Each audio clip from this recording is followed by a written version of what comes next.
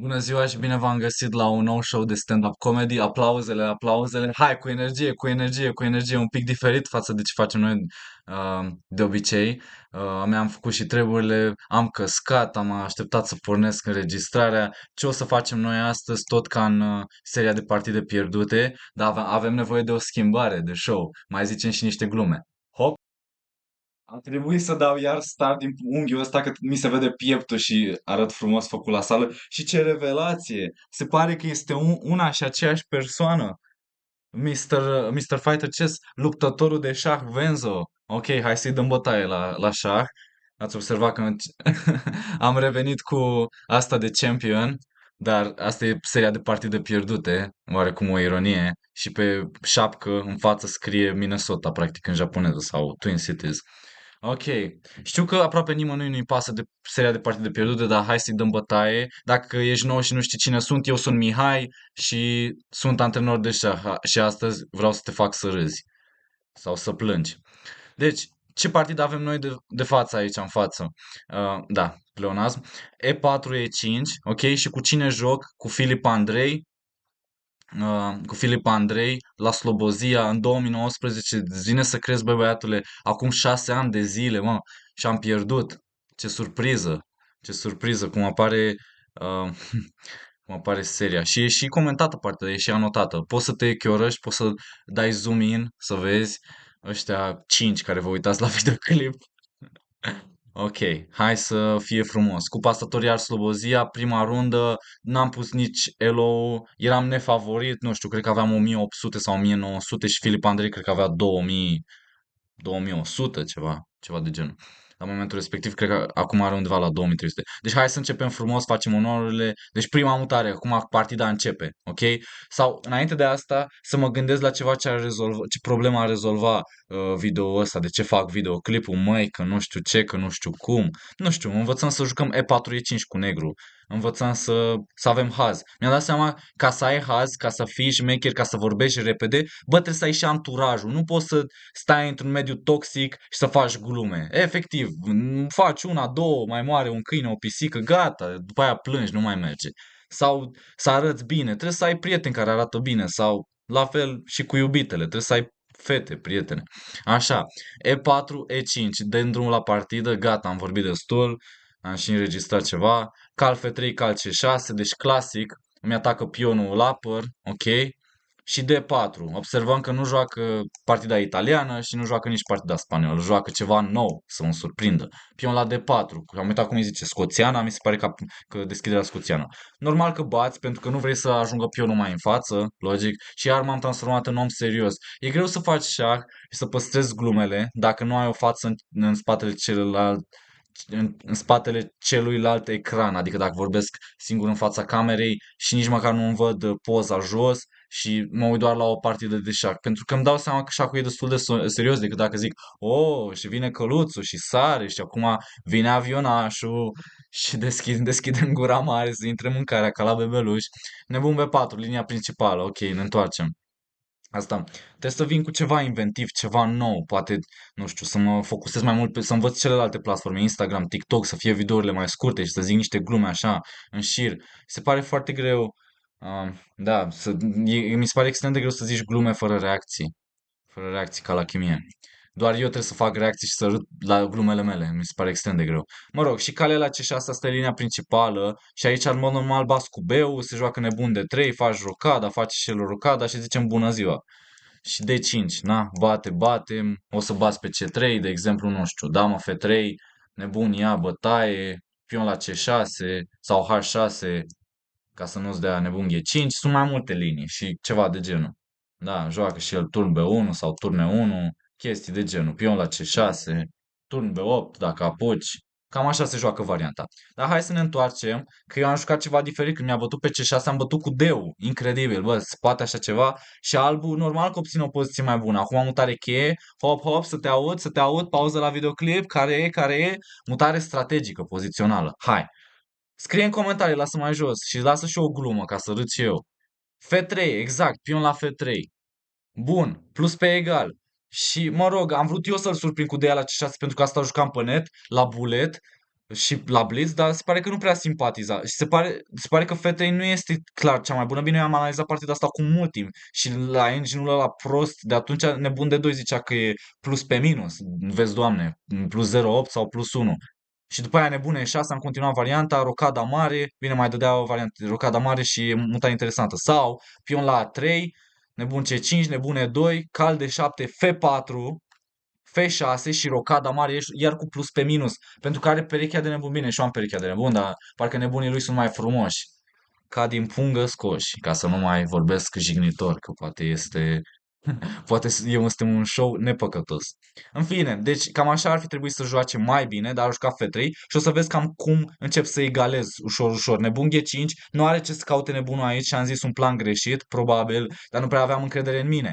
Dar acum sunt cert că nebun de 2 sau ideea asta tematică e foarte bună la alb. Nebun de 2, A3, rocada mare. De ce vrei să ai nebunul pe D2? În primul rând că atunci când îl aduci pe G5 eu pot să bat mereu și să-ți stric pionii, iar când îl aduci pe D2, acum dacă bat eu voluntar sau involuntar, nu știu, dacă joc, de exemplu, asta, rege E7, poți să joci A3, bătaie și dacă bate, de exemplu, nu-ți mai stric pionii, îi ai intacți, nebunul stă mult mai bine aici decât cum stătea gunoiul aici pe G5, glumesc.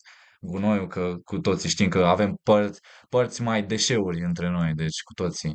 În fine, și mai era o variantă G4, H6, H4, cal de 7, nebune 2, F6, nebun de 2, foarte solidă, ocupă mai mult spațiu, albul, rege E8, să mă duc pe F7, F4, hopa, hopa, vine peste noi cu garda de fier, cal B6 și zice, deși are avantaj de spațiu el, nu stau atât de rău, adică pot să îi dau outplay dacă face greșeli strategice. Mamă, ce frumos, vorbeam acum 6 ani de zile, câți ani aveam? Aveam 17 ani.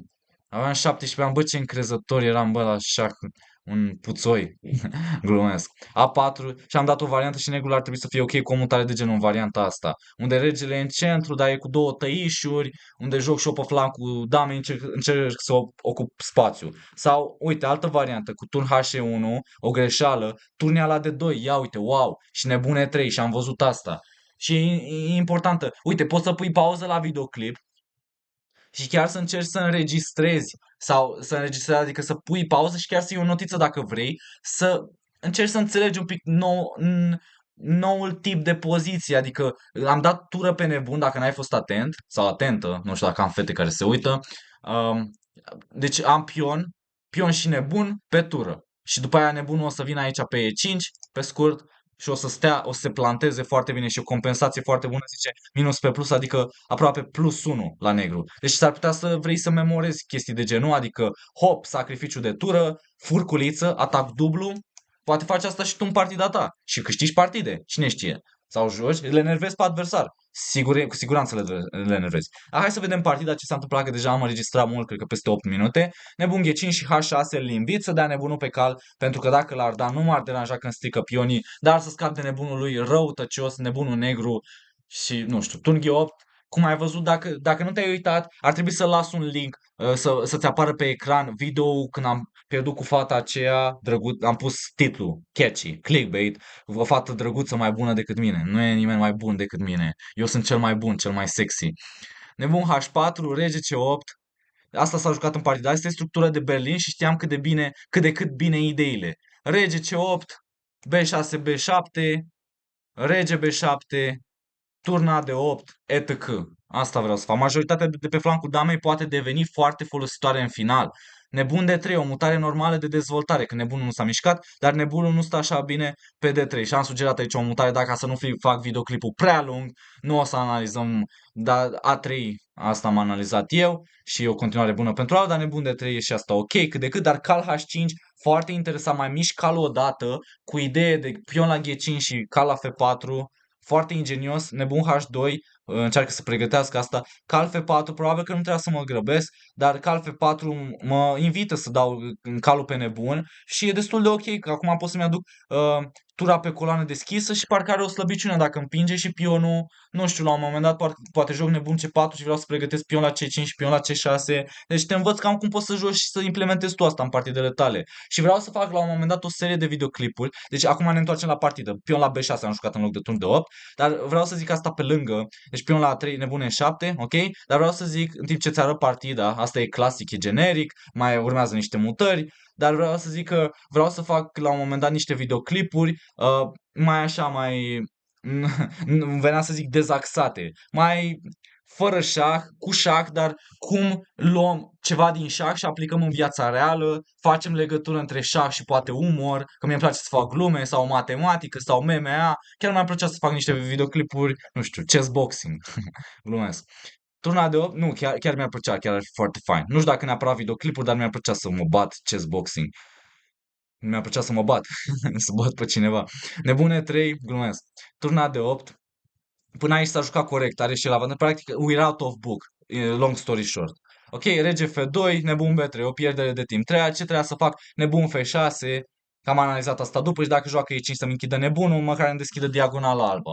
Și își pune toți pionii pe negru și are nebun de câmpuri negre, deci la un moment dat o să încep să stau mai bine, că am perechea de nebun și am câmpuri bune. Dar observ că i-am dat outplay, deși eram nefavorit, i-am dat outplay lui Filip Andrei, asta în 2019, în deschidere. Dar aici am început să fac niște greșeli, am jucat stângace. Nebun B3 ca să nu permit turn la D1. Dar o să vedem că o să pună o tură pe C1, dă calul la o parte și tur C3 și nebunul meu devine victimă, devine țintă de atac. Exact ce face și are motiv, încă un motiv, dublu motiv. Arunci cu o piatră și omor două păsări. Sau împuși doi iepuri cu un singur glonț, da? Că vrea să-mi atace și nebunul, că își pune tura pe C1 și vrea să-mi atace și pionii. Și începe să arate cam nașpa turn H8, trebuia să joc A5 ca să-mi apăr nebunul, dar nu, am zis că fac partida mai pe scurt, am jucat turn H8, G5, o gafă, practic pierd vremea că joacă turn C3 la următoarea.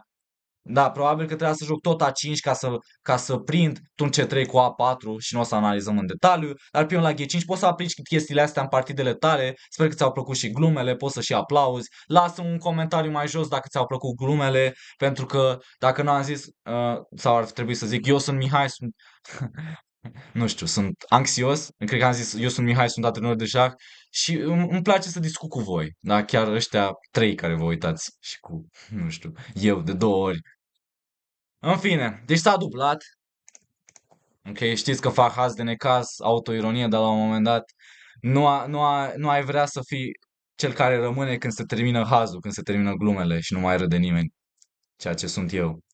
În fine, a făcut o baterie, mi-atacă pionii și pion la D5. Deci, pe scurt, concluzie, lasă niște comentarii ca să ne simțim bine cu toții.